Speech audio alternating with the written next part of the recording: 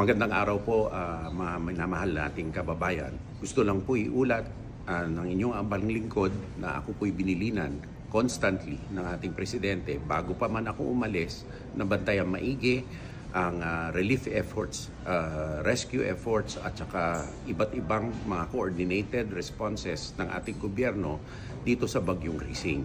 Ngayon po na nandito tayo, ako po'y kausap si General Bronner sa ating Armed Forces of the Philippines at i-coordinate din po niya ang mga kinakailangan na tulong sa US Indo-PACOM upang magamit po ang EDCA facilities at iba't ibang pang mga kagamitan na kinakailangan na katulong ng ating Armed Forces of the Philippines upang makaresponde sa ating mga kababayan.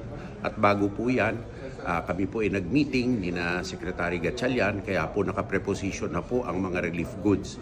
Ngunit ganun pa man, kahit na nandito po kami at nakikipag-usap hinggil sa mga importanteng mga issue, kami po ay nakatutok bilang chairperson po ng NDRRMC at saka OCD sa ating Interagency Coordinating Cell, kung saan 24/7 po na nakamonitor at sinusubukan po natin hindi lang po sagutin ang mga pangangailangan ng ating mga nasalanta kung hindi anticipate ang mga susunod pa na kinakailangan gawin.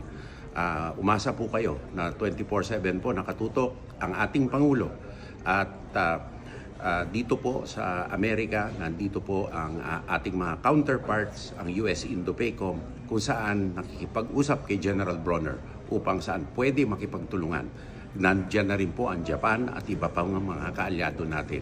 Dito po makikita ng ating mga kababayan ang benepisyo ng pakikipag-ugnayan ng mga armed forces para makaligtas sa ating mga kababayan laban sa mga hamon ng kalikasan.